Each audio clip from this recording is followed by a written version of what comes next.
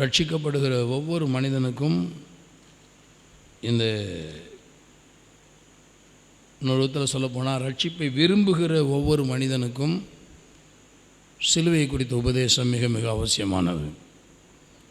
இந்த கிராஸை குறித்த மெடிடேஷன் எவ்வளோ தூரம் நம்ம அதை மெடிடேட் பண்ணுறோமோ அப்பொழுது அந்த சிலுவையிலே தேவன் நமக்காக என்னெல்லாம் உண்டு பண்ணாரோ அந்த பலனை நாம் அனுபவிக்க முடியும். அதனால தான் கெட்டுப்போகிறவர்களுக்கு அவர்களுக்கு அது பைத்தியமாகவும், ரட்சிக்கப்படுகிற நமக்கோ அது தேவனுடைய பலனாக இருக்கிறது என்று பார்க்கிறோம். அதனால தான் ரிப்பீட்டடாக எனக்கு சிலுவையை பற்றி எல்லாம் தெரியும், அந்த கதையெல்லாம் தெரியும் அப்படின்னு சொல்லிட்டு இருக்கவே முடியாது. இதனுடைய ஆழங்களுக்குள்ளே இன்னும் நம்ம அதிகமாய் நம்ம கடந்து போக வேண்டியது அவசியமாக இருக்கிறது. புதைப்பொருளாக இருக்கிறதை பார்க்கிறோம். அதை அறிகிறதுக்கு பிரகாசமான மனக்கண்கள் அவசியமாக இருக்கிறது. ஒரு ஆழ்ந்த தியானங்கள் அவசியமாக இருக்கிறது.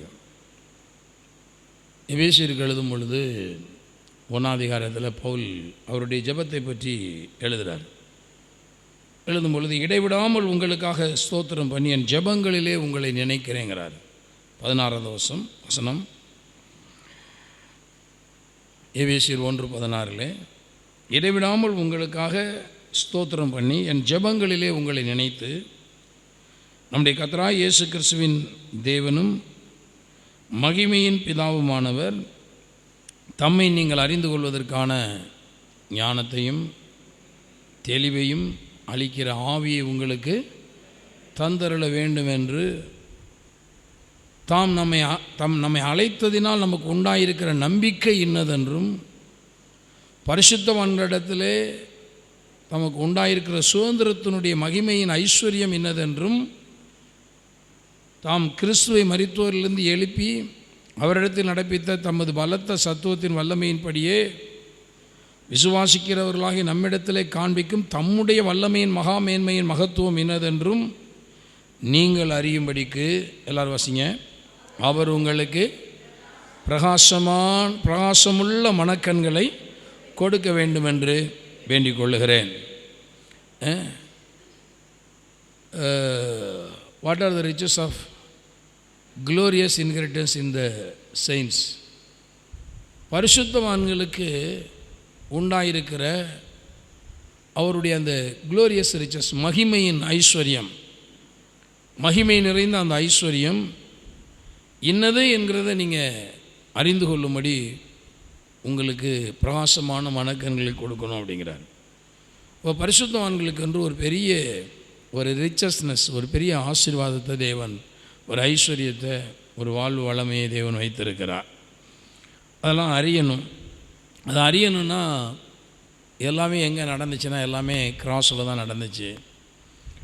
தரித்திரம் அங்கே தான் மாற்றி அமைக்கப்பட்டது, பாவம் அங்கே தான் மாற்றி அமைக்கப்பட்டது, எல்லாமே அங்கே தான் நடந்துச்சு. அதனால தான் தேவனுடைய ஒரு பலனாக இந்த கிராஸ் இருக்குது. இதை நீங்கள் டீப்பாக மெடிடேட் பண்ணுங்கள் அப்படின்னு வேதம் சொல்லுகிறதை பார்க்கிறோம். நேற்று போகிறதுக்கு முன்னாடி ஒரு ஜெபம் பண்ணுறார். இதெல்லாம் மிகவும் முக்கியமானது. ஏன்னா கடைசி காலங்களில் அவர் மரிப்பதற்கு முன்பாக போகிறேன்னு தெரிஞ்சிருச்சு. அதுக்கு முன்னாடி நிறைய ஜெபங்களை இயேசு பண்ணுறார். அந்த ஜெபத்தில் ஒன்று யோவான் சுவிசேஷம் 17ஆம் அதிகாரத்தில் விரிவாக சொல்லப்பட்டிருக்கு. அங்கே திருப்பிக் கொள்வோம் பாருங்கள். யோவான் 17ஆம் அதிகாரம், யோவான் சுவிசேஷம் 17ஆம் அதிகாரத்தில் இயேசு இப்படியாக ஜெபிக்கிறார். இயேசு இவைகளை சொன்ன பின்பு தம்முடைய கண்களை வானத்துக்கு ஏறெடுத்து, பிதாவே வேலை வந்தது, நீர் உம்முடைய குமாரனுக்கு தந்தரில் யாவருக்கும் அவர் நித்திய ஜீவனை கொடுக்கும் பொருட்டு மாம்சமான யாவர் மேலும் நீர் அவருக்கு அதிகாரம் கொடுத்தபடியே உம்முடைய குமாரன் உம்மை மகிமைப்படுத்தும்படி நீர் உம்முடைய குமாரனை மகிமைப்படுத்தும். ஒன்றான மெய்தேவனாகி உம்மையும் நீர் அனுப்பினவராய் இயேசு கிறிஸ்துவையும் அறிவதே நித்திய ஜீவன். பூமியிலே நான் உம்மை மகிமைப்படுத்தினேன். எல்லாரும் வாசிங்க. நான் செய்யும்படி நீர் எனக்கு நியமித்த கிரியையை செய்து முடித்தேன். பாருங்க, பூமியில் அவருக்கு கொடுக்கப்பட்ட ஒர்க்கு கம்ப்ளீட் ஆயிடுச்சு. அதில் இயேசு ரொம்ப கரெக்டாக அதை ஃபீல் பண்ணுறார். எனக்கு ஒப்பு கொடுத்த வேலையை நினச்சிட்டேன், செய்து முடித்தேன். பவுல் கூட சொல்கிறார் இல்லையா, நல்ல போராட்டத்தை போராடினேன், விசுவாசத்தை காத்து கொண்டேன்கிறார். விசுவாசத்தில் நல்ல போராட்டத்தை போராடினேங்கிற, ஓட்டத்தை முடித்தேன், விசுவாசத்தை. அப்போ என்னன்னா, எனக்கு ஒரு ஒரு ஓட்டத்தை இந்த பூமியில் நான் எவ்வளோ ஓடணும் அப்படின்னு சொல்லி தேவன் எனக்கு நியமித்து வச்சுருந்தாரே, அந்த ஓட்டத்தை நான் என்ன செஞ்சேன், ஓடி முடிச்சிட்டேங்கிறார். இன்றைக்கி ஒவ்வொருத்தரும் இந்த உலகத்தை தாண்டி போகும்போது இந்த கான்ஃபிடென்ட் இருக்கணும், இந்த மன உறுதி, இந்த நம்பிக்கை இருக்கணும். நான் எனக்கு நியமித்ததை நான் நினச்சிருக்கிறேன், செய்து முடித்திருக்கிறேன் தேவனுடைய ராஜ்யத்தில். ஊழியக்காரனாக இருக்கட்டும், விசுவாசியாக இருக்கட்டும், எல்லாருக்குமே சில காரியங்களை செய்யும்படி தேவன் இந்த உலகத்தில் நியமித்து வைத்திருக்கிறார். அதை முதலே நான் சொன்னேன், உங்களை குறித்த தேவ திட்டத்தை ஜெபத்தின் மூலமாக நீங்கள் கண்டறிய வேண்டும். இயேசு அப்படி தான் ஜெபிச்சு அதை கருத்து பண்ணுறாரு. அப்புறம் அந்த சித்தத்தை நிறைவேற்றுவதற்கான பலனுக்காக ஜெபிக்கிறார் இல்லையா. இப்போ அவர் சொல்கிறாரு, எனக்கு பூமியில் நீர் நியமித்திருந்த ஓட்டத்தை என்ன செஞ்சிட்டேன், நான் நியமித்த கிரியை செய்து முடித்தேன். இப்போ அவர் மறுபடியும் சொல்கிறாரு, உலகம் உண்டாவதற்கு முன்னே உம்மிடத்தில் எனக்கு உண்டாயிருந்த மகிமையினாலே இப்பொழுது நீர் என்னை உம்மிடத்தில் மகிமைப்படுத்தும். பாருங்கள், உலகம் உண்டாகிறதுக்கு முன்பாக அவர் மகிமையின் தேவனாக இருந்தார். ஆனால் இந்த உலகத்தில் அவர் வெளிப்படும் பொழுது வேதம் சொல்லுகிறது, அவர் தம்மைத்தாமே வெறுமையாக்கி அடிமையின் ரூபம் எடுத்து மனுஷ சாயலானார் என்று பார்க்கிறோம். அவர் வெறுமையாக்கி எல்லா மகிமையும் திறந்துட்டு வந்தார். இப்போ ஒரு ப்ரேயர் பண்ணுறாரு, டைம் வந்துருச்சு, நான் செய்ய வேண்டியதை செய்து முடிச்சிட்டேன், இப்போ நான் மறுபடியும் உம்மிடத்தில் வரப்போகிறேன். உலகம் உண்டாவதற்கு முன்பாக எனக்கு என்ன மகிமை இருந்ததோ அதே மகிமையினாலே என்ன செய்யணும், நீங்கள் மகிமைப்படுத்தி அருளுங்க அப்படின்னு பிதாவை நோக்கி அவர் ஜெபிக்கிறதை பார்க்கிறோம். இதெல்லாம் ஜெபிச்சுட்டு அவர் கீழே என்ன வரார், நீர் உலகத்தில் தெரிந்தெடுத்து எனக்கு தந்த மனுஷருக்கு உம்முடைய நாமத்தை வெளிப்படுத்தினேன், அவர்கள் உம்முடையவர்களாக இருந்தார்கள், அவர்களை எனக்கு தந்தீர், அவர்கள் உம்முடைய வசனத்தை கை கொண்டிருக்கிறார்கள், நீர் எனக்கு தந்தவைகள் எல்லாம் உம்மாலே உண்டாயினவென்று இப்பொழுது அறிந்திருக்கிறேன், நீர் எனக்கு கொடுத்த வார்த்தைகளை நான் அவர்களுக்கு கொடுத்தேன். பாருங்கள், பிதாவாகிய தேவன் இயேசுட்ட நமக்காக என்ன கொடுத்து அனுப்பிச்சார்னா வார்த்தையை தான் கொடுத்து அனுப்பிச்சார். நல்லா, அதனால தான் இயேசுவையே வார்த்தை என்று நாம் அழைக்கிறோம். ஆதியில் வார்த்தை இருந்தது, அந்த வார்த்தை தேவனிடத்தில் இருந்தது, அந்த வார்த்தை தேவனாய் இருந்தது என்று பார்க்கிறோம். அந்த வார்த்தை மாம்சமாகி கிருபையினாலும் சத்தியத்தினாலும் நிறைந்தவராய் நமக்குள்ளே வாசம் பண்ணினார். அவருடைய மகிமையை கண்டோம். அது பிதாவாகிய தேவனுடைய ஒரே பேரானவருடைய மகிமைக்கு ஏற்ற மகிமையாகவே இருந்தது. இதெல்லாம் யோவான் சுவிசேஷம் 1ஆம் அதிகாரத்தில் எழுதப்பட்டிருக்கிறது. இப்போ பாருங்கள், இயேசு சொல்ல, நான் அங்கேருந்து வரும் பொழுது நமக்கு கொடுக்கறதுக்குன்னு இயேசுட்ட பிதாவாகிய தேவன் ஒன்றை கொடுத்திருந்தார். என்னென்னா அவருடைய வார்த்தையை கொடுத்திருந்தார். இப்போ அவர் சொல்கிறாரு, உம்முடைய ஜனங்களை எனக்கு கொடுத்தீர், அவர்களெலாம் உம்முடைய ஜனங்கள், அவர்கள் உம்முடைய வார்த்தையை கை கொண்டுக்கிட்டு இருக்கிறாங்க. அவங்களாம் என்ன பண்ணுறாங்க, வார்த்தையை பாருங்கள், வார்த்தையை கடைபிடித்து நடக்கிற மனிதனை குறித்து பிதாவாகிய தேவனிடத்தில் இயேசு என்ன செய்கிறாரு, இன்ட்ரோடியூஸ் பண்ணுறாரு. இவங்கெல்லாம் வார்த்தையை கை கொண்டு நடக்கிறவர்கள். பாருங்கள், வார்த்தையை கை கொள்ளாத ஒரு கூட்டம் இருந்துச்சு, பின்மாற்ற போய் நிறைய அதிலெல்லாம் அது ஒரு கூட்டம் இருந்துச்சு. ஆனால் வார்த்தையை கை கொண்டு நடக்கிறவர்களுக்கு என்று இயேசு ஒரு விசேஷித்த ஜெபத்தை ஏறெடுக்கிறார். அதனால தான் பாருங்கள், வார்த்தையின்படி செய்கிறவனுக்கும் வார்த்தையின்படி செய்யாதவனுக்கும் வித்தியாசம் உண்டாக்குவேன்னு சொல்கிறார். அவருடைய ராஜ்யத்தில் வரும்பொழுது 2 கூட்டம் இருக்கும். அதுலேயும் கூட வார்த்தையின்படி செய்தவன், வார்த்தையின்படி செய்யாதவன். அன்று சொல்ல, வார்த்தையின்படி செய்யாமல் முழுசாக கெட்டு போனவனையும் குறித்து பார்க்கிறோம் வேதத்தில். அவன் மணல் மேல் கட்டப்பட்ட வீடு மாறி இருக்கிறான் அப்படின்னு.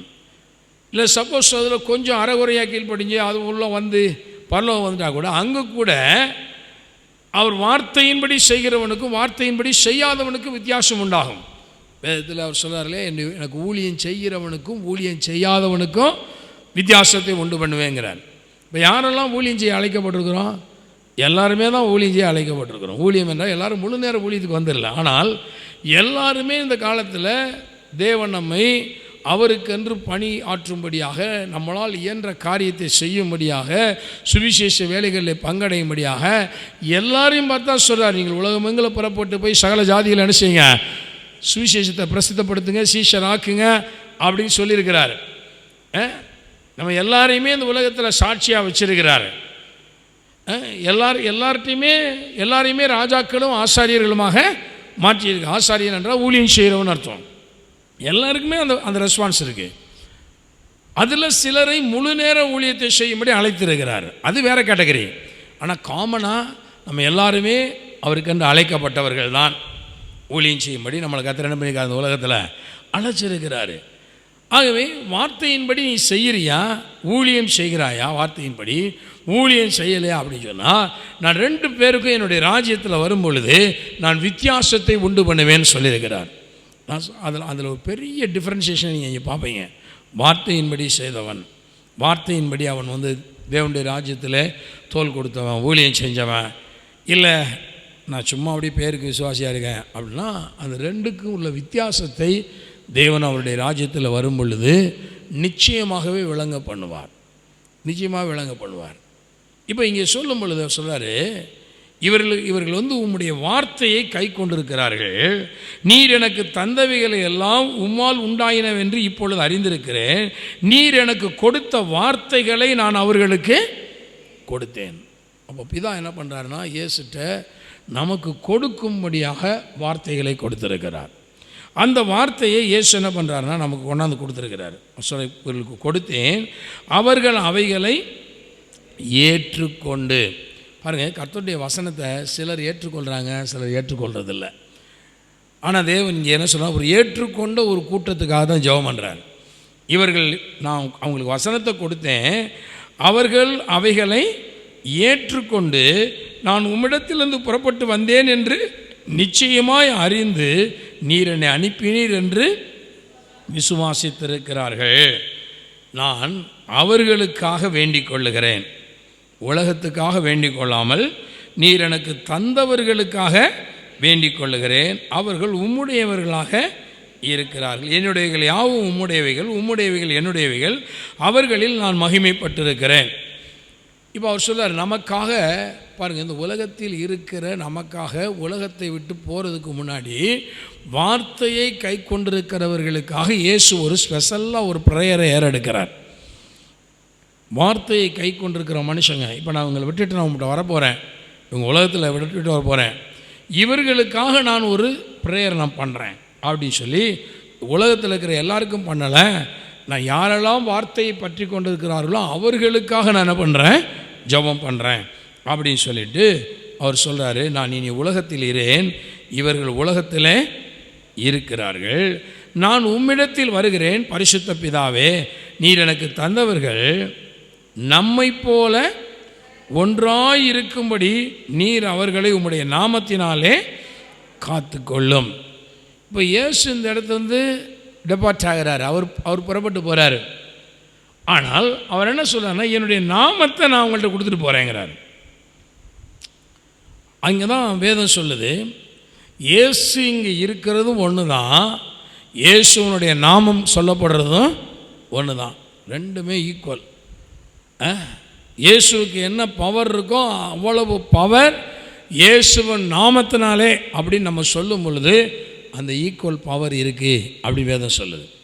நம்ம அதை விசுவாசிக்கணும். இயேசு நாமத்தை நம்ம ஒரு காரியத்தின் மேலே சொல்லும் பொழுது, இப்போ இயேசு இங்கே என்னென்னு சொன்னார்னா என்ன நடக்கும், அப்போ அந்த நாமத்தை சொல்லும் பொழுதும் அந்த காரியம் நடக்கும் அப்படிங்கிறத நம்ம இருதயத்தில் ஆழமாய் சந்தேகப்படாமல் நம்ம விசுவாசிக்க வேண்டும். அதனால தான் அவர் சொல்கிறாரு, இந்த உலகத்தில் உம்முடைய நாமத்தினாலே அவர்களை என்ன பண்ணுங்க, நீங்கள் காத்துக்கொள்ளுங்க அப்படிங்கிறார். அதனால தான் சங்கீதக்காரன் சொல்கிறான், கர்த்தருடைய நாமம் பலத்த துருக்கம், நீதிமான் அதற்குள் ஓடி சுகமாயிருப்பான். பாருங்கள், இந்த நாமத்துக்குள்ளே தேவன் நம்மை காத்து கொள்ளுகிறவராக இருக்கிறார். இப்போ இயேசு இந்த உலகத்தில் இருக்கும்போது எல்லாரையும் காத்துக்கிட்டார். இயேசு உலகத்தில் இருக்கும்போது யாரையுமே சீஷர்களெல்லாம் ஒன்றுமே பண்ண முடியல. கடைசியாக கூட பாருங்கள், போர்ச்சேவர்கள் இயேசுவை கெத்சமனே தோட்டத்தில் அரெஸ்ட் பண்ண வரும்பொழுது கூட அவர் தன்னை பிடிக்க வருகிறதை அறிந்து யோவானில் தெளிவாக எழுதப்பட்டிருக்கு, அவர் வழியக்க போய் யாரை தேடுகிறீர்கள் அப்படின்னார். அவங்க நசரேனாக இயேசுவை தேடுகிறோம்னு சொன்னாங்க. நான் தான் அப்படி சொன்ன உடனே பிடிக்க வந்தோன்னா விழுந்துட்டான். மறுபடியும் எந்திரிச்சு நிற்கும்போது அவர் சொல்கிறாரு, என்னை தேடினது உண்டானால் இவர்களை விட்டு விடுங்கள், இவங்களாம் போக விடுங்க.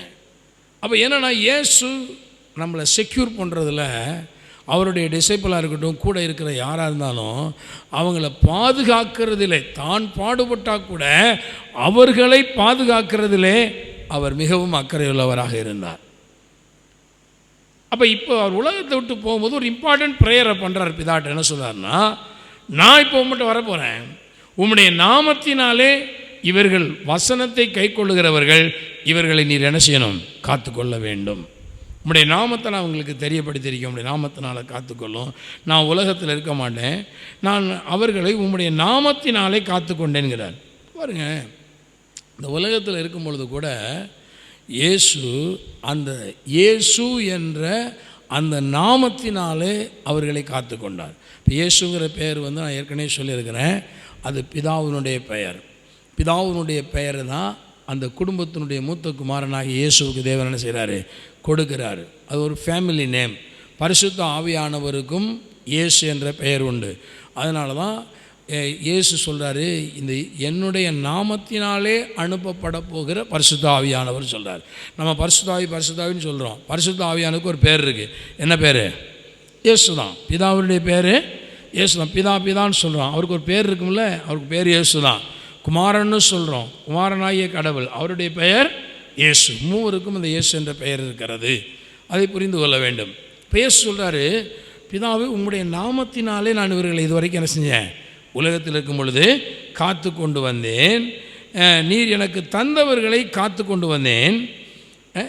அழகா 12ஆம் வசனம் சொல்ல, நான் அவர்களுடனே கூட உலகத்தில் இருக்கையில் அவர்களை உம்முடைய நாமத்தினாலே காத்து கொண்டேன்.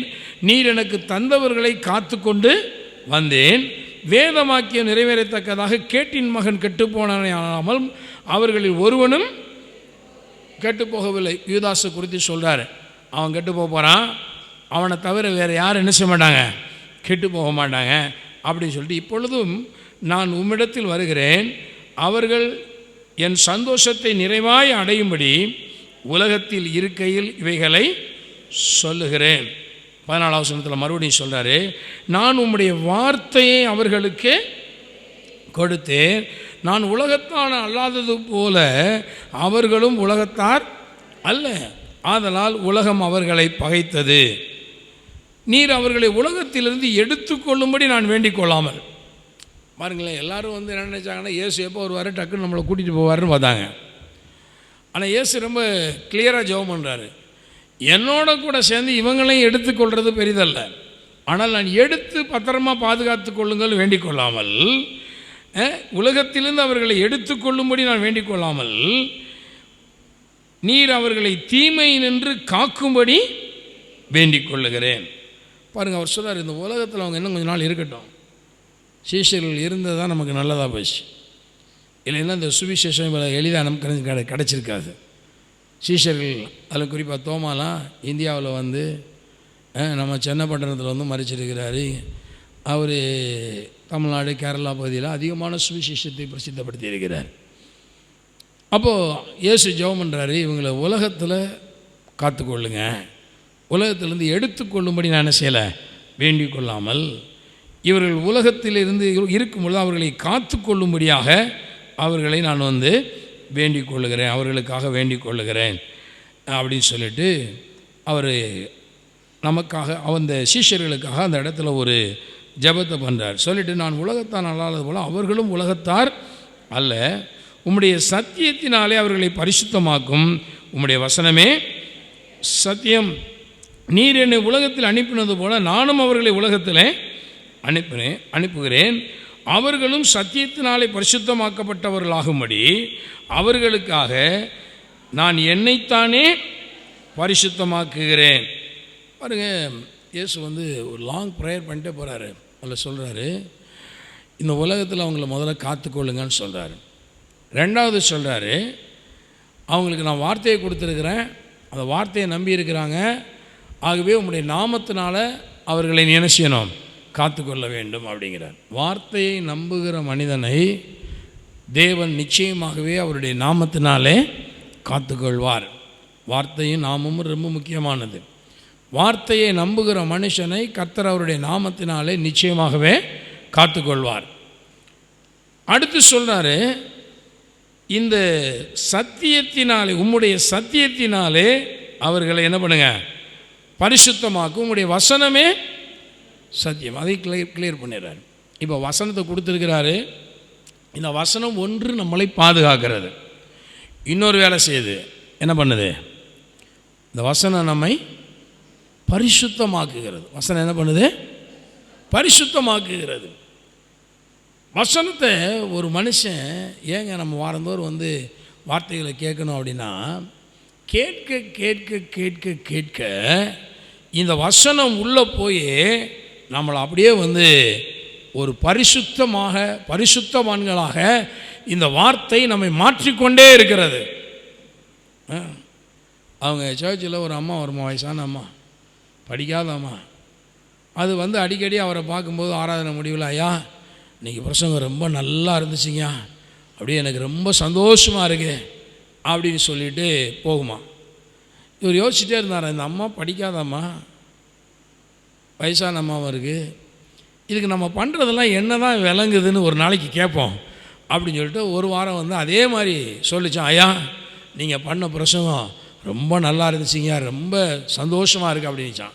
அவன் மேலே நிறுத்திட்டு கேட்டாராம், அந்த பிரசங்கத்தில் உனக்கு என்னம்மா விளங்குச்சின்னு கேட்டாரான்.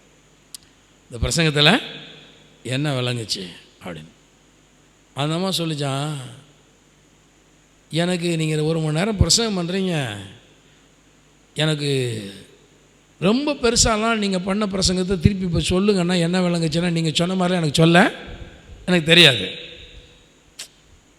நீங்கள் சொன்ன மாதிரிலாம் சொல்ல தெரியாது எனக்கு, ஆனால் ஒன்று மட்டும் புரியுதுங்கய்யா அப்படின்னு சொல்லிட்டு அந்த அம்மா ஒரு உதாரணம் சொல்லிச்சான்.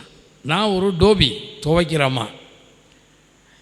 இந்த அழுக்கு துணியெல்லாம் வாங்கிட்டு வந்து ஊற வச்சு ஒரு சோப்பு எடுத்து அந்த துணியில் போட்டு தேய்ச்சி அடிப்பேன்.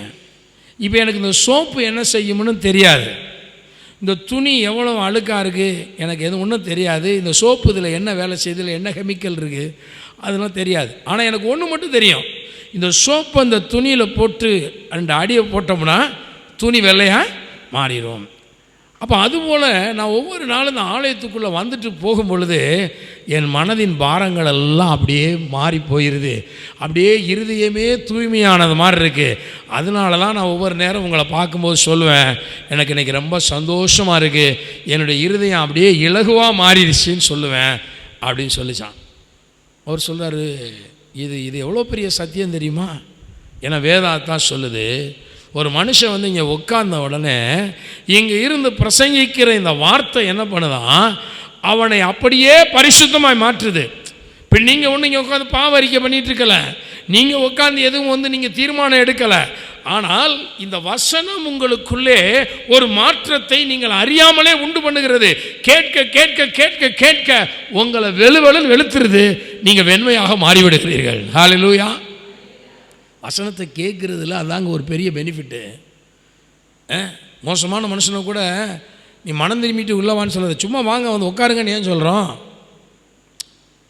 பாவியை கூட நீ வா சும்மா வந்து உட்காரு அப்படின்னு சொல்கிறோம். எதுக்கு சொல்கிறோம்? கூட்டிகிட்டு வாங்கன்னு ஏன் சொல்கிறோம்? அவன் இங்கே வந்து உட்கார்ந்த உடனே இங்கே இருக்கிற இந்த வசனம் அவர்களை சுத்தமாக்கக்கூடிய ஆற்றல் நிறைந்ததாக இருக்கிறது. இந்த வசனம் வந்து புடமிடும், பியூரிஃபை பண்ணும், அவங்களுக்கு இருக்கக்கூடிய அந்த கரைதரைகளை எல்லாத்தையும் அகற்றிக்கிட்டே இருக்கும். இந்த வசனத்தை கேட்க கேட்க கேட்க கேட்க யோசேப்பு சிறைச்சாலையில் கொண்டு போய் விலங்கிடப்பட்டு அவன் சிறைச்சாலையில் போடப்பட்டான்னு போட்டிருக்கு. கர்த்தருடைய வசனம் அவனை புடமிட்டது என்று 105வது சங்கீதத்தில் நாம் வாசிக்கிறோம். 105ஆம் சங்கீதத்தில் யோசேப்பினுடைய நிலையை குறித்து சங்கீதக்காரன் எடுத்து எழுதும் பொழுது இப்படி எழுதுகிறார். 17ஆம் வசனத்தை பாருங்கள். அவர்களுக்கு முன்னாலே ஒரு புருஷனை அனுப்பினார். யோசேப்பு சிறையாக விற்கப்பட்டான். அவன் கால்களை விலங்கு போட்டு ஒடுக்கினார்கள். அவன் புராணன் இரும்பில் அடைபட்டிருந்தது. வாசிங்க. கர்த்தர் சொன்ன வார்த்தை நிறைவேறும் அளவும் அவருடைய வசனம் அவனை புடமிட்டது. புடமிட்டதுன்னா என்னென்னா பாருங்கள், புடமிடுதல்ங்கிறது வந்து அது ஒரு அக்கினிக்கு உட்படுத்தப்படுகிற ஒரு காரியம். பொண்ணை தூக்கி ஒரு அக்கினியில் போட்டால் அந்த அக்கினி அந்த பொண்ணை மெல்ட் பண்ணி அதுக்குள்ளே இருக்க களிம்புகள் அழுக்குகள் எல்லாத்தையும் என்ன செய்யுது, நீக்குது. இந்த புடமிடுதல். இப்போ யோசேப்பு கம்பிகளுக்குள்ளே அடைபட்டு கொண்டிருக்கும் பொழுது அவனை நோக்கி தேவன் சொன்ன வார்த்தை, அந்த கடவுளுடைய வசனம் அவனை புடமிட்டது என்றால், நான் சொல்கிற யோசேப்பை மட்டுமல்ல, இங்கு வரக்கூடிய ஒவ்வொரு மனிதனையும் இந்த தேவனுடைய வார்த்தை புடமிடக்கூடியதாக இருக்கிறது.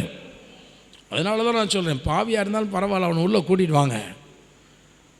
முழுதும் பரிசுத்தவான் தான் சபைக்குள்ள வரணும்லாம் வேதம் சொல்லலை. இருக்கிற வண்ணமாக அப்படியே வா, கொஞ்சம் உட்காந்து பாரு, ஒரு 4 வாரம் வந்து அட்டன் பண்ணி பாரு, என்ன நடக்குதுன்னு பாரு. பெரிய மாற்றங்களை இந்த தேவனுடைய வார்த்தை கொடுக்கக்கூடியதாக இருக்கிறது. அந்த வசனம் அப்படியே ஒரு மனிதனை சுத்திகரிக்க ஆரம்பிக்கிறது. சமீபத்தில் ஒன்று சர்ச்சுக்கு வரக்கூடிய ஒரு விசுவாசி வீட்டுக்கு போயிருந்தேன். அப்போ அவங்க சொன்னாங்க, அவங்க மனைவி நம்ம சர்ச்சு பிள்ளை, அவர் வேறு சர்ச்சில் கல்யாணம் கட்டினவர், அவர் இங்கே வரலாமா வரக்கூடாதுன்னு கொஞ்சம் காலம் மனைவி கூட்டிகிட்டு இன்னொரு சர்ச்சு தான் போனார்.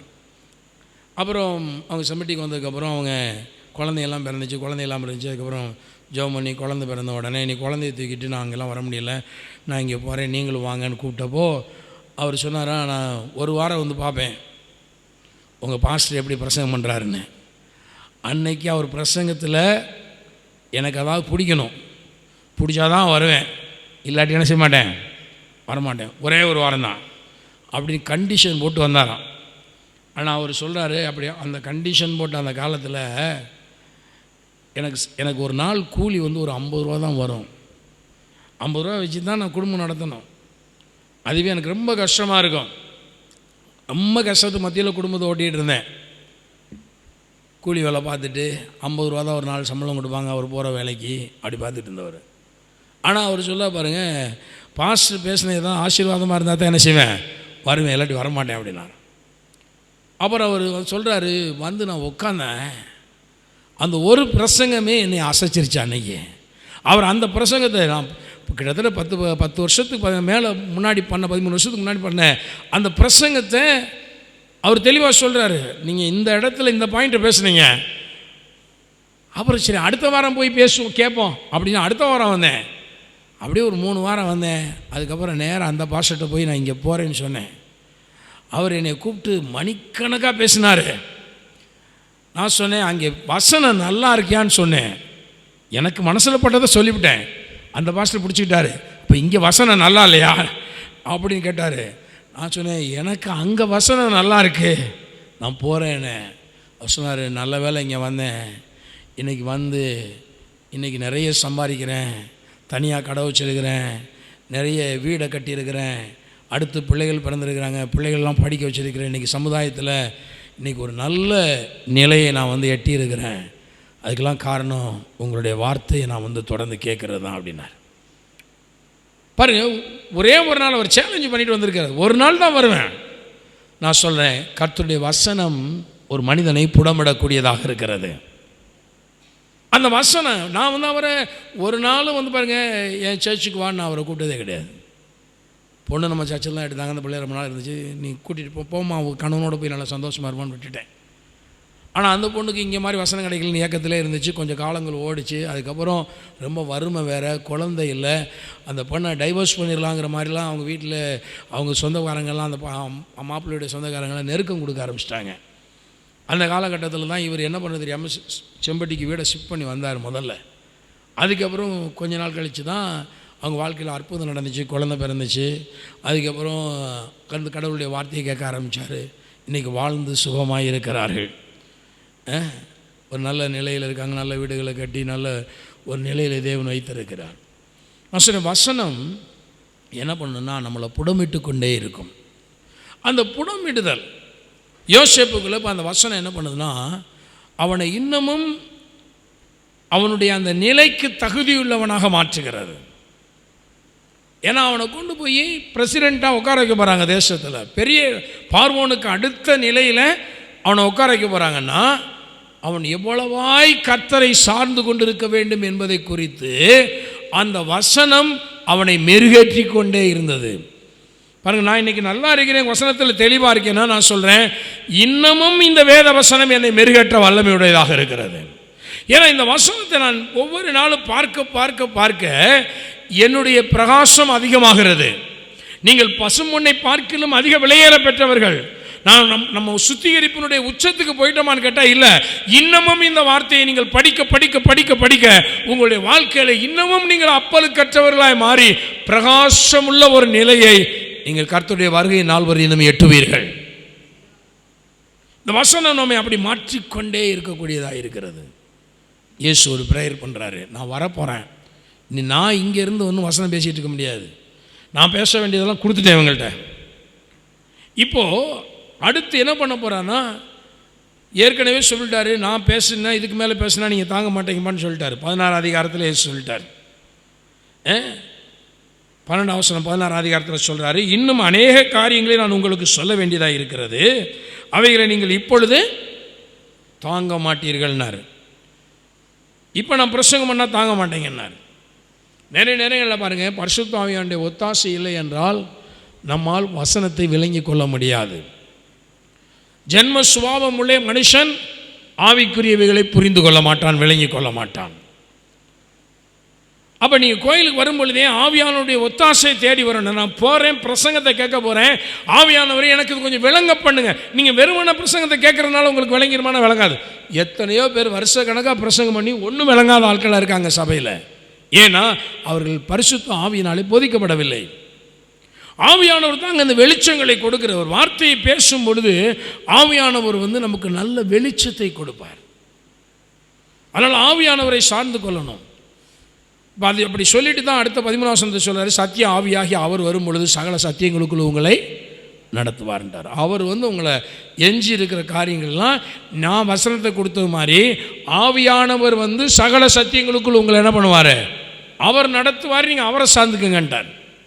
சொல்லிவிட்டு இப்போ சொல்கிறாரு பாருங்கள், இந்த இடத்துல வரும்போது 17 அதிகாரத்தில் நான் உம்முடைய வார்த்தையில் அவங்களுக்கு கொடுத்தேன்னு சொல்லிவிட்டு 17 வசனம் சொல்கிறாரு, உம்முடைய சத்தியத்தினாலே அவர்களை பரிசுத்தமாக்கும், சத்தியத்தினாலே அவர்களை பரிசுத்தமாக்கும், உங்களுடைய வசனமே சத்தியம்ட்டார்.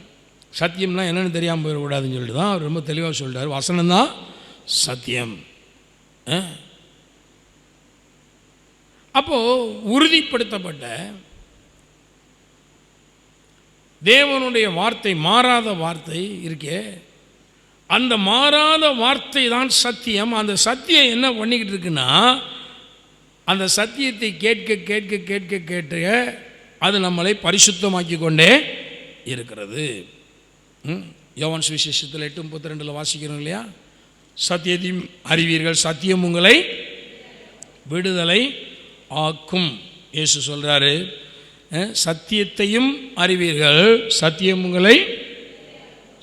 உங்களை சுத்திகரிக்கும், சத்தியம் உங்களை விடுதலை ஆக்கும். அப்போ வசனத்தை நமக்கு எதுக்கு கொடுத்தாரு? இந்த வசனத்தின் மூலமாய் நீங்கள் விடுதலை அடையலாம். இந்த வசனத்தின் மூலமாய் பாவத்திலிருந்து நீங்கள் விடுதலை அடையலாம். பரிசுத்தமாக்குதல் என்னது? பாவத்திலிருந்து ஒரு விடுதலை, பாவ சங்கிலிகளிலிருந்து விடுதலை. வசனத்தை நீங்கள் நல்லா நோக்கி பார்க்க பார்க்க பார்க்க உங்களுடைய வாழ்க்கை மெருகேற ஆரம்பிக்கும். பாவ நிலைகளிலிருந்து நீங்கள் விடுதலை ஆக்கப்படுவீர்கள்.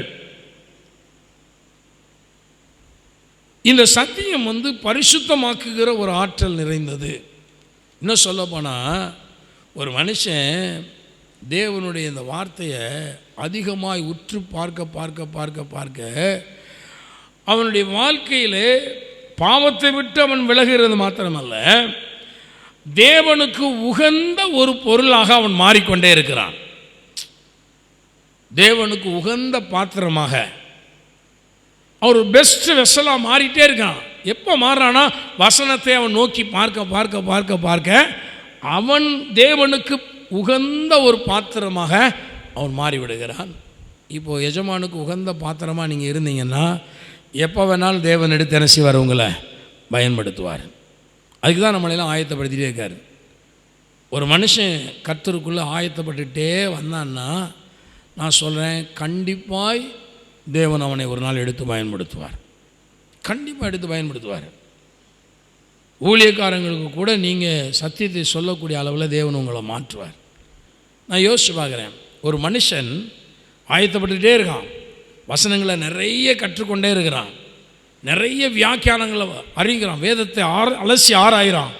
அதில் விருப்பம் வர வர வர வர ஒரு நாள் தேவன் என்ன பண்ணுறாருன்னா, வா உன்னை நான் ஆயத்தப்படுத்திட்டேன், உன்னை பயன்படுத்த போகிறேன்னு கூப்பிடுறாரு.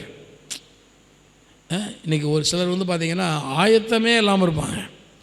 ஆனால் நான் சொல்ல, நீங்கள் விசுவாசியாக இருந்து நீங்கள் ஆயத்தமானால் தேவன் ஆயத்தமான பாத்திரத்தை ஒரு நாள் பயன்படுத்துகிற தேவனாக அவர் இருக்கிறார். இந்த உலகத்தில் அவர் நிச்சயமாக நம்மளை வந்து பயன்படுத்தாமல் போகிறதே கிடையாது. எஜமானுக்கு உகந்த பாத்திரங்களாய் மாற வேண்டும். வேத வசனங்களை நிறைய நம்ம படிக்கணும். இந்த வசனங்களை படிப்பதன் மூலமாய் ஒன்று நாம் விடுதலை ஆகிறோம். பரிசுத்தம் என்று சொல்லும் பொழுது நம்மை சுற்றி இருக்கிற நிறைய காரியங்கள் இந்த பாவத்திலிருந்து மட்டும்தான் விடுதலை நினைக்காதீங்க. பரிசுத்தம் என்பது வந்து ஒரு மனுஷனுக்கு வந்து ஒரு பொருளாசையிலிருந்து ஒரு விடுதலை வந்தால் அது ஒரு பெரிய விடுதலை. இப்போ சகை இருக்கான் பார்த்தீங்களா, அவன் வந்து பொருளாசைக்காரனாக தான் அவன் டாக்ஸ் கலெக்டராக இருந்து நிறையா அநியாயமாக வாங்கியிருப்பான் அப்படின்னு சொல்லி சொல்கிறாங்க. ஆனால் அவன் வாங்கினானா வாங்கலையான்னு தெரில.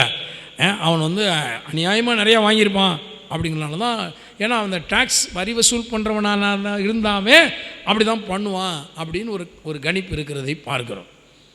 ஆனால் அவனுக்குள்ளே இயேசுனுடைய வார்த்தை வரும் பொழுது அவன் என்ன பண்ணுறான், பொருளாசையை வெறுக்கிற மனிதனாய் முதலாவது மாறிவிட்டான். பாவத்தை வெறுக்க வேண்டியது ஒரு பகுதி இருக்குது. பாவ உலகத்தில் பாவம் செய்து கொண்டிருக்கிற அல்லது மாம்ச இச்சைகளுக்கு உட்பட்ட பாவங்களிலிருந்து வெளியே வர வேண்டியது ஒன்று இருக்கிறது, அது அடிப்படை. ஆனால் அதை தாண்டி இன்னைக்கு சில நேரங்களில் பாவம் செய்கிறது இல்லை, ஆனால் மற்ற எல்லாமே மனுஷன் ஒட்டிட்டு கிடக்கு இந்த உலகத்தில். பொருளாசை தன்னை உடையவனுடைய உயிரை வாங்கும் என்று வேதம் தெளிவாக சொல்லுது. பொருளாசை வந்து ஒரு மனிதனுடைய இருதயத்தை கெடுத்து போடும் பார்க்குறோம். நிறைய வசனங்கள் வேதத்தில் இருக்குது. ஆனால் நிறைய நேரங்களில் வந்து பாருங்கள், இந்த பொருளாசையை பற்றி கொண்ட மனிதர்களாக அநேக மனிதர்கள் இந்த உலகத்தில் இருக்கிறார்கள். அனனியா சப்பராளுடைய கதையெல்லாம் படிக்கிறோம். நிறைய தேவனுடைய ராஜ்யத்தில் கர்த்தருக்கென்று வாழ்ந்த மனிதர்களை குறித்து நம்ம படிக்கிறோம். ஆனாலும் இன்றைய காலத்திலும் கூட இந்த விசுவாசத்தை அதிகமாக போதிக்கும் பொழுது, அவங்க செழிப்பு விசுவாசம் சொல்லும் பொழுது அது ஏதோ பொருளாசை பிரசங்கம் மாதிரி அதை பிடித்து கொண்டு எப்படியாவது அந்த பொருளை அடையணும் அப்படிங்கிற மாதிரி. நான் சொல்கிறேன், இல்லை, நம்முடைய நோக்கம் வெறும் பொருளை அடைவது அல்ல. இந்த உலகத்தில் கர்த்தருக்காக வாழ்வது, அதில் செழிப்பும் அடங்கி இருக்கிறது. நான் சொல்கிறேன், எனக்கு செழிப்பு வந்துட்டு நான் கர்த்தருக்காக வாழலை அப்படின்னு சொன்னால், சுகபோகமாய் வாழுகிறவள் உயிரோடு இருந்தும் செத்தவளுக்கு சமானம் என்று வேதம் சொல்லுகிறது. குறிப்பாக ஸ்திரீகளை பற்றி பேசும்பொழுது தான், விதவையை குறித்து பேசும்பொழுது தான் அந்த இடத்துல இந்த வசனம் வருகிறது. சுகபோகமாய் ஒருத்தி வாழ்ந்தான்னா அவள் உயிரோடு இருந்தும் செத்தவள் அப்படிங்கிற வார்த்தை அங்கே தான் வருது. ஆகவே நம்ம வந்து கர்த்தரை பற்றி கொண்டு வார்த்தையை பற்றி கொண்டு வார்த்தையை திரும்ப திரும்ப கேட்கும் பொழுது இந்த வார்த்தை நம்மை பரிசுத்தமாக்கி கொண்டே இருக்கிறது. அதுக்கு தான் இயேசு சொல்கிறாரு, நான் கடைசியாக இப்போ உலகத்தை விட்டு நான் புறப்பட போகிறேன், இந்த வார்த்தையை நான் உங்கள்கிட்ட கொடுத்துட்டு வரேன், இந்த சத்தியத்தினால அவர்களை நீர் பரிசுத்தமாக்கும்.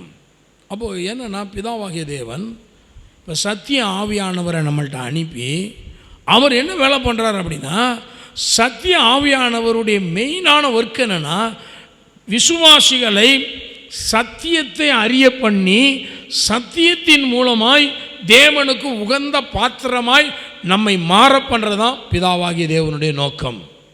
இன்றைக்கி பரிசுத்த ஆவி எதுக்கு பெற்றுக்கொண்டோம் சொன்னால், சிலர் வந்து ஆவியானவர் வந்தால் கொஞ்சம் நல்லா பலமாக இருக்கும். நான் சொல்கிறேன், பலமாக மட்டும் இல்லை, அதுவும் ஒரு பகுதி. பரிசுத்த ஆவி உங்களிடத்தில் வரும்பொழுது நீங்கள் பலனடைந்துன்னா நம்ம நினைக்கிற ஃபிசிக்கல் ஸ்ட்ரென்த்து நினைக்கிறோம், இல்லை, ஸ்பிரிச்சுவல் ஸ்ட்ரென்த்தும் அதுக்குள்ள அடங்குது. நான் பலவீனமாக இருக்கிறேன், சில காரியங்கள் ஆவிக்குரிய காரியங்களை என்னால் தீர்மானம் எடுக்க முடியலை, செய்ய முடியலை. இப்போ நான் ஆவியானவர் சார்ந்து கொண்டேன்னா அவர் அதை செய்ய பண்ணுகிற தேவனாக அவர் இருக்கிறார். அவர் பலன்கிறது வந்து எல்லா ரீதியிலும் பலன் இருக்கிறது, பரிசுத்த ஆவியான மூலமாக எல்லா ரீதியிலும். ஆகவே இங்கே பார்க்குறோம், இயேசு சொல்கிறாரு, உம்முடைய வசனத்தினாலே அவர்களை பரிசுத்தமாக்கும், உம்முடைய வசனமே சத்தியம். இப்போ 19 வசனம் பாருங்கள், அவர்களும் சத்தியத்தினாலே சுத்தமாக்கப்பட்டவர்கள் ஆகும்படி அவர்களுக்காக நான் என்னைத்தானே பரிசுத்தமாக்குகிறேன். பாருங்கள், அவர் வந்து என்ன சொல்கிறாருன்னா, நீர் என்னை இந்த உலகத்தில் அனுப்புனீர், இப்போ நான் என்ன பண்ணுறேன்னா இந்த சீஷர்களை உலகத்தில் என்ன செய்கிறேன், அனுப்புகிறேன். என் வார்த்தையை கேட்ட என் வார்த்தையை விசுவாசித்திருக்கிற இவர்களை நான் இந்த உலகத்தில் அனுப்புகிறேன். இப்போ இந்த உலகத்துக்குள்ளே போகிறோம். இந்த உலகம் எப்படி இருக்குன்னா, உலகம் முழுவதும் பொல்லாங்கனுக்குள் கிடக்குது, பாவத்தில் கிடக்குது, தீமையில் கிடக்கு, விரும்பத்தகாத காரியங்களுக்குள் கிடக்கு. ஆண்டவர் என்ன சொல்கிறாருன்னா, நீர் என்னை அனுப்பினது போல நானும் அவர்களை உலகத்தில் அனுப்புகிறேன். அவர்களும் சத்தியத்தினாலே பரிசுத்தமாக்கப்பட்டவர்கள் ஆகும்படி அவர்களுக்காக நான் என்னைத்தானே பரிசுத்தமாக்குகிறேன். இயேசு என்ன சொல்கிறார்னா, அவர் இயேசு இந்த உலகத்தில் அப்பழுக்கற்றவராய் வாழ்ந்தார். அதனால தான் கடைசி வரைக்கும் அவரை நீதிமன்றங்களில் கூட்டி கொண்டு போய் நிறுத்தினா கூட இதெல்லாம் ஒரு பெரிய தேவனுடைய செயலாக இருக்கிறது. இப்போ இயேசு குற்றமற்றவராக இருந்தாரா இல்லையா? அதாவது ஆவிக்குரிய ரீதியில் ஆவி உலகத்தில் இருக்கக்கூடிய செனகரிப்பு சங்கம் தான் அன்றைக்கி பெரிய சங்கம். அது ஒரு பெரிய கோர்ட். செனகரிப்பு சங்கங்கிறது யூதர்களுடைய கோர்ட். அவங்க என்ன பண்ணுறாங்க அப்படின்னா, இவர் மேலே ஏதாவது குற்றம் சாட்டலான்னு பார்க்குறாங்க. நிறைய பொய் சாட்சிகள் எல்லாம் கொண்டு வந்து நிறுத்தி சாட்சி சொல்லுங்கள், எப்படியாவது இவரை குற்றவாளி ஆக்கிறான்னு பார்க்குறாங்க. ஒரு சாட்சியும் ஒவ்வொரு அந்த கோர்ட்லேயுமே இவரை குற்றவாளி என்ன செய்ய முடியல, தீர்க்க முடியலை. அவர் மேலே நிறைய குற்றங்களை பொய் சாட்சியை கொண்டு வந்து நிறுத்தி என்னென்னமோ சொல்லி பார்க்குறாங்க. ஒரு சாட்சியும் அவர்களுடைய யூதர்களுடைய செனகரிப் அசம்பிளியில் அந்த கோர்ட்லேயே அவர் குற்றவாளி என்று தீர்க்கப்பட முடியலை. இப்போ என்ன பண்ணுறதுன்னு தெரியாமல் அப்படியே அலைஞ்சிட்ருக்கிறான் பிரதான ஆசாரியன். உடனே அவன் எழுந்திருந்து ஒரு கேள்வி கேட்குறான், நீர் எங்களுக்கு சொல், உன்னதமான தேவனுடைய ஜீவனுள்ள தேவனுடைய குமாரனாகிய கிறிஸ்து தானா, அதை எங்களுக்கு சொல் அப்படின்னா. அவர் சொன்னார், ஆமாம் நீ சொல்கிற மாதிரி தான். ரொம்ப சிம்பிளாக சொன்னார், நீ சொல்கிற மாதிரி தான். மனுஷகுமாரன் தேவனுடைய வலது பார்சத்தில் வீற்றிருக்கிறது இது முதல் நீங்கள் காண்பீர்கள். ஏன்னா இப்போ மறிக்க போகிறேன், கொஞ்ச நாளில் ஆண்டவர் என்னை கொண்டு என் உட்கார வச்சுருவார், நீங்கள் அதை பார்ப்பீர்கள், வலது பார்சத்தில் வீற்றிருக்கிறத பார்ப்பீங்க அப்படின்னார். அப்படி சொன்ன உடனே பாருங்கள், அவன் வஸ்திரத்தை கிழித்து கொண்டு இதுக்கு மேலே என்ன குற்றம் வேணும், இவன் தேவதூஷணம் சொல்லிட்டான். இவன் மனுஷனாக இருக்க தன்னை தேவனுடைய குமாரன் என்ன செஞ்சிட்டான் சொல்லிட்டாங்கிற அந்த ஒரு குற்றத்தை வைத்து இவன் கொலை செய்யப்பட வேண்டும் என்ற தீர்ப்பை எழுதுகிறான். நான் ஏற்கனவே சொன்ன மாதிரி தான் சனகரிப்பு சங்கத்துக்கு கொலை செய்கிற அதிகாரம் எல்லாம் இருந்தது ஒரு காலத்தில். மோசையினுடைய நியாயப்பிரமாணம் அந்த 70 பேர், மோசையை சேர்த்து 71 பேர் அன்றைக்கு உருவாக்கப்பட்ட அந்த சனகரிப்பு சங்கம் இருக்க, அதுக்கு ஃபுல் பவர் இருந்துச்சு. ஆனால் காலப்போக்கில் உலக பிரகாரமான அரசாங்கம் அவங்க என்ன பண்ணிட்டாங்கன்னா, இந்த கொலை பண்ணுகிற அதிகாரத்தை மட்டும் அவங்கள்ட்ட பிடிங்கி எடுத்துட்டாங்க. சனகரிப்பு சங்கத்தில் நீங்கள் வைக்கக்கூடாது, அப்போ நாங்கள் எதுக்கு ராஜாவாக இருக்கோம், அப்போ எங்களுடைய ஆளுகைக்கு உட்பட்டதுனால் நீங்கள் அந்த தீர்ப்பு மட்டும் என்ன செய்யக்கூடாது, சொல்லக்கூடாது அப்படின்னு. ஆனால் இவங்க தீர்ப்பு எழுதிட்டாங்க, இயேசு இது நிமித்தம் கொலை செய்யப்பட வேண்டும், இவன் குற்றவாளியாக இருக்கிறான், மரணத்துக்கு பாத்திரமானாக இருக்கிறான் அப்படின்னு சொல்லி இவங்க அந்த தீர்ப்பெல்லாம் எழுதிக்கிறாங்க. ஆனால் தீர்ப்பை எழுதினாலும் அந்த தீர்ப்பை அவர்கள் நடைமுறைப்படுத்த முடியாது. அதனாலவும் அந்த தீர்ப்பை நிறைவேற்றுவதற்காக பிலாத்துவினிடத்தில் கொண்டு போகிறாங்க. பிலாத்து விசாரித்து பார்க்குறான், இவற்றை ஒரு குற்றமும் காணோம். அவன் என்ன பண்ணுறான், அவர் கலிலேயன் அப்படி கேள்விப்பட்ட உடனே அப்போது ஏரோதுக்கு உட்பட்ட பகுதியாக இருக்குது, கிங் ஏரோதுட்டே அனுப்பிடுவோம் அப்படின்னு அனுப்புகிறான். அவனும் இவரை பார்க்குறதுக்கு ரொம்ப விருப்பம் உள்ளவனாக இருக்கிறான். இயேசு குறித்து நிறைய கேள்விப்பட்டதுனால அவரை பார்க்கணும் அப்படின்னு ஆசையாக இருக்கிறான். சரி, அவர்கிட்ட அனுப்புகிறாங்க. அவரும் விசாரித்து பார்த்துட்டு ஒரு குற்றத்தையும் காணலை அப்படி சொன்னவனே, இவனை மரணத்துக்கு எதுவாக என்னாலையும் தீர்ப்பு சொல்ல முடியாது, நீரே பார்த்துக்கோ அப்படி சொல்லி பிலாத்துட்டே திருப்பி அனுப்பிச்சிடான். இப்போ பிலாத்து சொல்கிறான், மறுபடியும் விசாரிக்கிறான், என்கொயரி மேலே என்கொயரி போட்டு பார்க்குறான், ஒரு குற்றத்தையும் அவரிடத்தில் என்ன செய்ய முடியல, காண முடியவில்லை. இது எதை காண்பிக்கிறது தெரியுமா?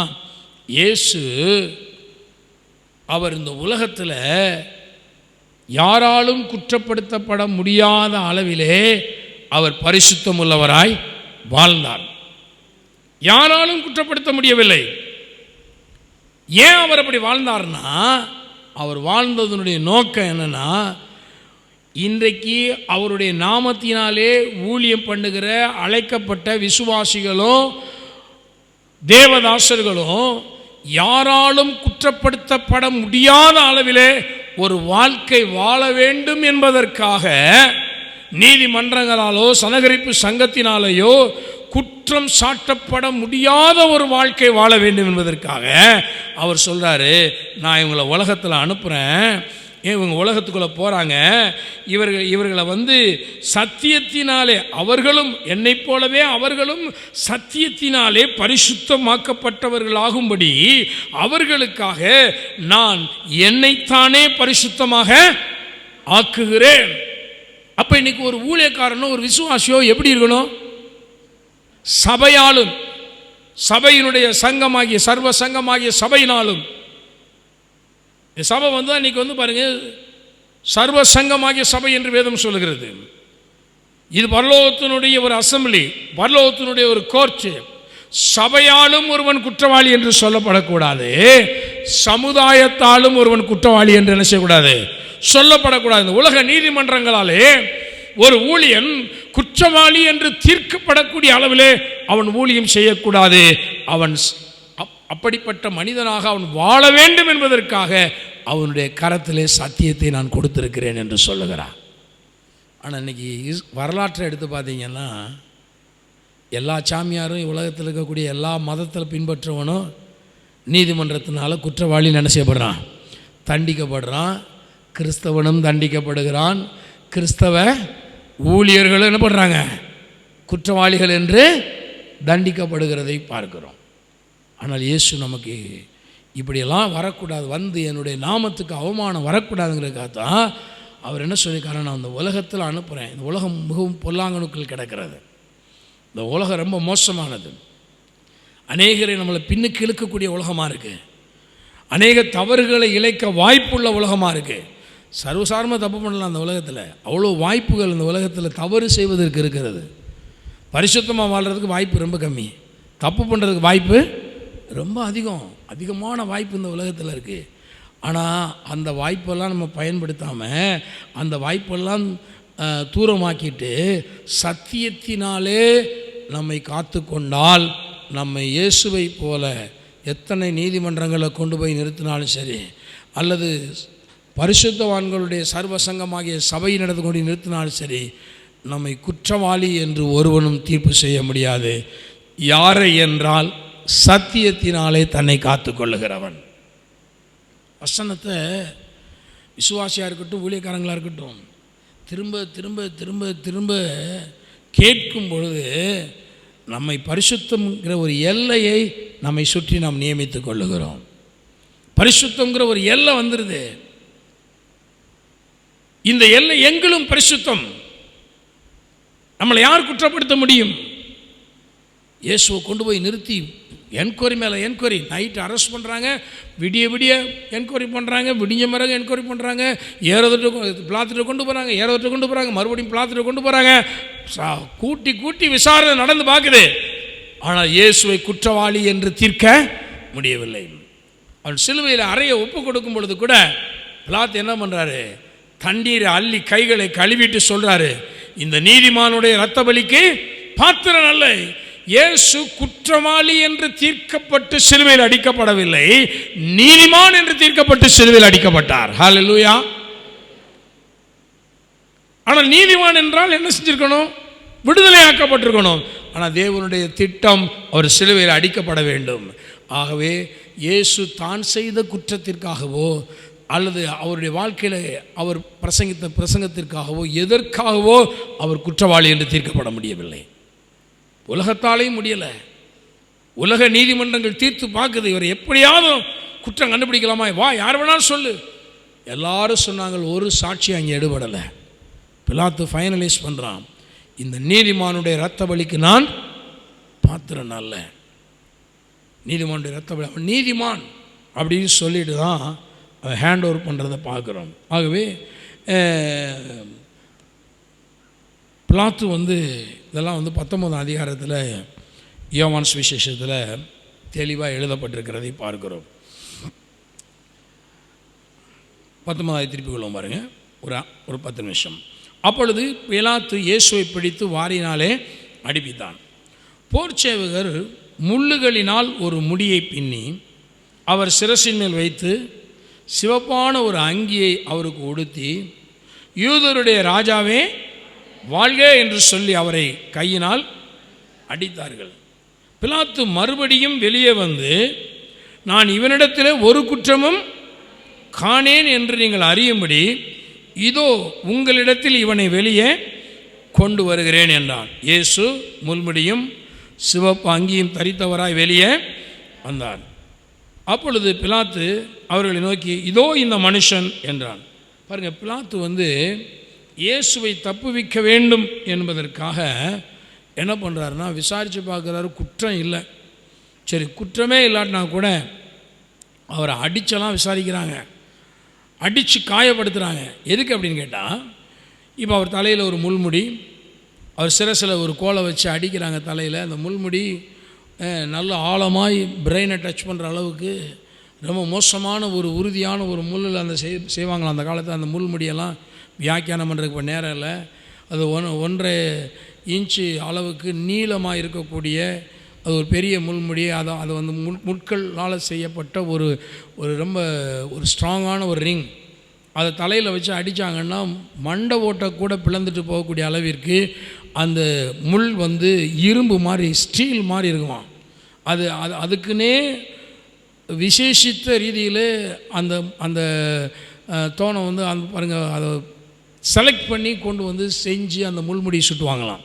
இதெல்லாம் அன்றைக்கு இருந்த குற்றவாளிகளுக்கு செய்யப்படுகிற கொடுமையான ஒரு தண்டனைகளில், கொடுக்கப்படுற தண்டனைகளில் ஒன்றாக இருந்திருக்கிறது. அப்போ இயேசுவை அப்படி சிரசெல்லாம் அடிக்கிறாங்க.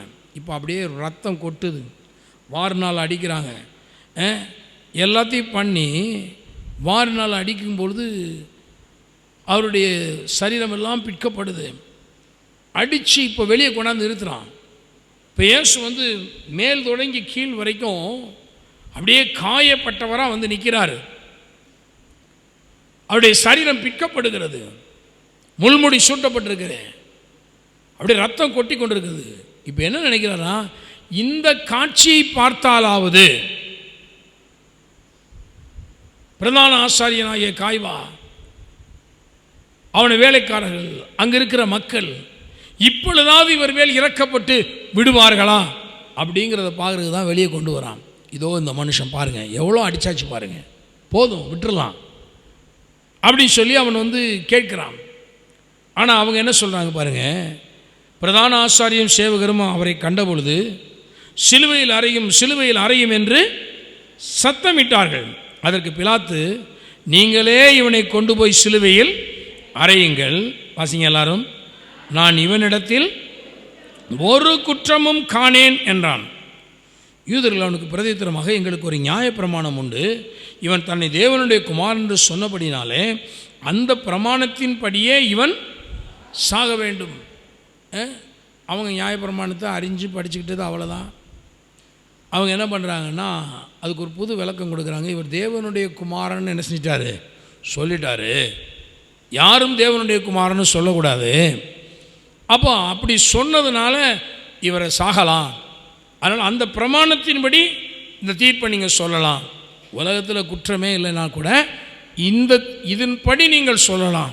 ஏரோது அரண்மனையில் விசாரித்து பார்க்குறாரு, ஒரு குற்றமும் கண்டுபிடிக்க முடியல, எழுத முடியல, தீர்ப்பு எழுத முடியல. இப்போ பாயிண்ட் எடுத்து கொடுக்குறான் யார், மத தலைவர்களாக இருக்கிற பிரதான ஆசாரியர் இருக்கிறவங்க பாயிண்ட் எடுத்து கொடுக்குறாங்க.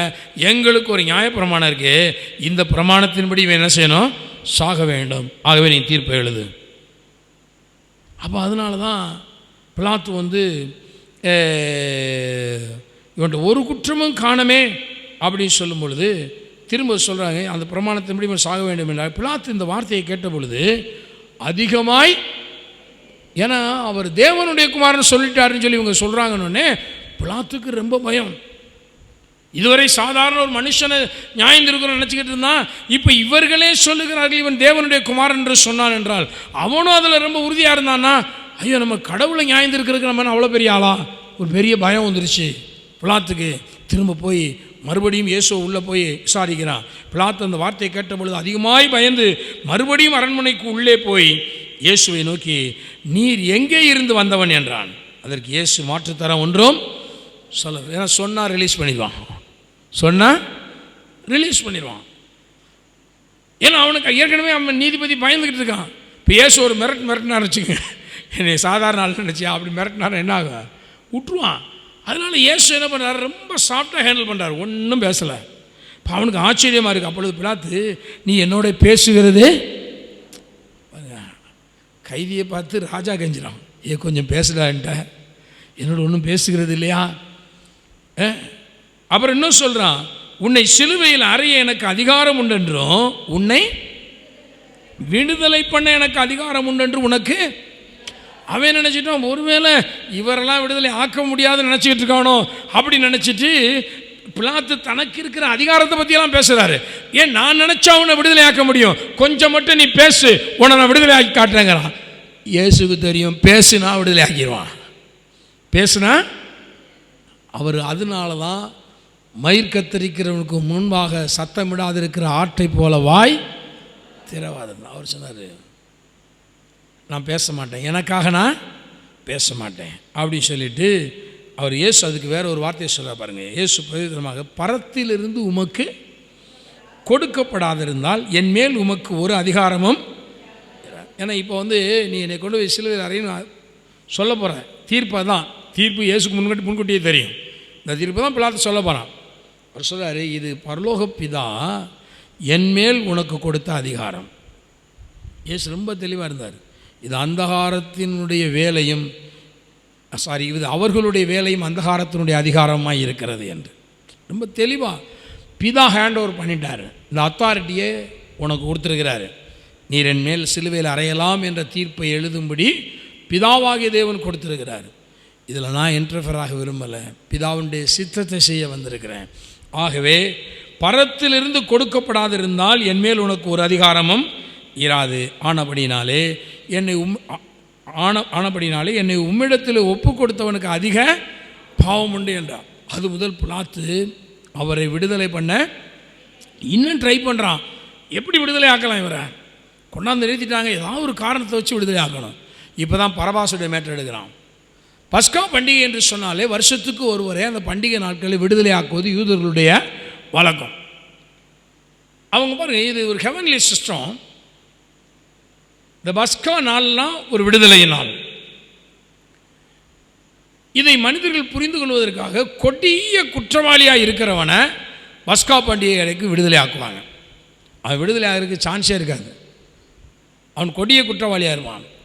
ஆனால் அவனை இந்த பஸ்கா பண்டிகை அன்னைக்கு எந்த காரணமே கிடையாது, விடுதலை ஆகிறதுக்கு வேறு காரணம், இந்த பண்டிகை தான் காரணம். இப்போ பஸ்கா பண்டிகை அன்னைக்கு ஒருவனை விடுதலை ஆக்கணும். இது யூதர்களுடைய வழக்கமாக அந்த காலத்திலிருந்து இருந்து வருகிறது. பஸ்கா இன்ட்ரடியூஸ் பண்ணப்பட்டு அதுக்கப்புறம் அது யூதர்களுடைய வழக்கமாக தேவன் கொடுத்த ஒரு விதிமுறையாக பஸ்காவில் விடுதலை ஆக்கி பழகுங்க. பஸ்கானா விடுதலை. அப்போ அவனுக்கு தகுதி பார்க்காத, இருக்கிறதுலே மோசமானவன் என்ன பண்ணு, விடுதலை ஆக்கு. ஆனால் உண்மையிலே ரியலாகவே இந்த பஸ்கா என்ன பண்ணுதுன்னா, மிகவும் மோசமான மனிதன், தகுதியே இல்லாத மனிதனை விடுதலை ஆக்கலாம். இது எப்படிங்க, இது சரியாக இருக்கா, நமக்கு ஒரு யோசனை வரும். மோசமான மனுஷனை எப்படி விடுதலை ஆக்கலாம்? நான் சொல்கிறேன், மனிதர்கள் எல்லாருமே மோசமானவர்கள் தான், எல்லாருமே தேவனற்றவர்கள் தான். அப்போ எவ்வளவு மோசமான மனிதனுக்கும் ஒரு பிரச்சனையும் இல்லாமல் கல்வாரி சிலுவையின் மூலமாய் பஸ்கா ஆட்டுக்குட்டியாக இயேசு அடிக்கப்பட்ட உடனே இலவசமாய் விடுதலை வரப்போகிறது. இதை டெக்ளேர் பண்ணுறதுக்கு தான் இந்த பிரின்சிபலை அந்த காலத்திலேருந்து வச்சுட்டார். இப்போ அந்த விடுதலையும் இப்போ லோக்கலில் ஜெயிலில் இருக்கிறவனை விடுதலை ஆக்குறது பிரதான ஆசாரியன் விடுதலை பண்ண முடியாது. எல்லாத்துக்குமே ரெக்வெஸ்ட் இப்போ பிலாத்துட்டு தான் வைக்க வேண்டியிருக்கு. பிலாத்துட்டு கேட்குறாங்க. அப்போ பிலாத்து கேட்குறாரு, பண்டிகை தோறும் ஒருவனை விடுதலை ஆக்குவது உங்களுக்கு வழக்கம் அல்லவா? அந்த வழக்கத்தின்படி நீங்கள் சொல்கிற மோசமான குற்றத்தை இழைப்பித்து இந்த இயேசுவை விடுதலை ஆக்குறேன். அவன் எவ்வளோ லீகல் பாயிண்ட் எடுக்கிறான் பாருங்களேன். பிலாத்துவுக்கு இயேசுவை விடுதலை ஆக்கியே தீர வேண்டும்ங்கிறதுல அவன் முயற்சி பண்ணி பார்க்குறான். ஆனால் லீகலாக என்ன வழி இருக்குது, சட்ட ரீதியாக அவரை விடுதலை ஆக்கிடணும் நீங்கள் கையில் இருந்து அப்படின்னு அவங்க அவ்வளோ முயற்சி பண்ணாங்க பிலாத்து. ஆனால் இவங்க சொன்னாங்க, எங்களுக்கு நீ இவனை மட்டும் விடுதலை ஆக்கினீர்னா நீ அரசனுக்கு சிநேகிதன் அல்லன்ட்டாங்க. பிலாத்துவை த்ரெட்டன் பண்ணுறாங்க. இயேசுவை மட்டும் விடுதலை ஆக்குனா நீ ராயனுக்கு நீ சிநேகிதன் அல்ல, ராயனையே பகைக்க வேண்டியிருக்கும். ஏனென்றால் இவன் ஒரு ராஜா என்று சொல்லி இருக்கிறான். ஒரு ராஜா என்று சொன்னவனை நீ விடுதலை ஆக்கினால் ராயனுக்கு நீ எனிமையாக மாறிடுவ அப்படின்னு சொல்லி என்ன பண்ணுறாங்கன்னா பிலாத்தை மிரட்டுறாங்க. இயேசுவை சிலுவையில் அடிக்கிறதுக்கான தீர்ப்பை வாங்குறதுக்கு என்னென்ன பண்ணுறாங்க பாருங்கள். இப்போ பிலாத்து பார்க்குறான், இது என்னடா வம்பா போச்சு, இவனை விடுதலை ஆக்கலான்னு பார்த்தா ராயன் நம்ம மேலே ஆக்ஷன் எடுத்துருவாரோ, அரசன் அவன் நம்ம மேலே ஆக்ஷன் எடுப்பானோ, அவன் நம்மளை எதிரியாக மாற்றிடுவானோ. ஏற்கனவே ஏரோதும் பொந்தி பிலாத்தும் எப்போ ஃப்ரெண்ட் ஆகுறாங்கன்னா இந்த இயேசுவை விசாரிக்கிற காரியத்தில் தான். ஏற்கனவே ஜென்ம பகையாளிகள் 2 பேரும் இப்போ தான் நண்பனாக மாறியிருக்காங்க. இவங்க சொல்கிறாங்க, அந்த ஃப்ரெண்ட்ஷிப்பை கெடுத்துறாத, அந்த ஃப்ரெண்ட்ஷிப்பை கீப்பப் பண்ணிக்கோ, இல்லைன்னா மறுபடியும் நீ பகைவனாய் மாறிவிடுவாய் அப்படின்னு சொன்ன உடனே அவன் இன்னும் கேட்குறான் பாருங்கள்.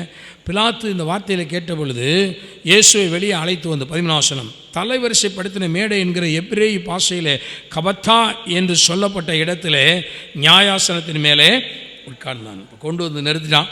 மறுபடியும் அடித்து கடித்து காயப்படுத்தி நிறுத்திட்டு ஃபைனல் ஜட்ஜ்மெண்ட் சொல்கிறக்காக இருக்கிறான். அவன் சொல்கிறான், பஸ்காவுக்கு ஆயத்தினாலும் ஏறக்குறைய 6 மணி நேரமாக இருந்தது. அப்பொழுது அவன் யூதர்களை நோக்கி, இதோ உங்கள் ராஜா என்றான். அவன் ரொம்ப பாயிண்டாக சொல்கிறான், உங்கள் ராஜா, அவர் உங்கள் ராஜாவை நான் சிலுவையில் அடிக்கலாமான்னு கேட்குறான். அதான் அந்த பாயிண்ட். அவன் எந்த பாயிண்ட்லையாவது பிலாத்து வந்து இயேசுவை விடுதலை பண்ணியிருந்தான் பார்க்குறான். அது சொல்கிறான், இது உங்களுடைய ராஜாவை பாருங்கள், எவ்வளவு அடிக்கப்பட்டிருக்கிறார் பாருங்கள் அப்படின்னு சொல்கிறான்.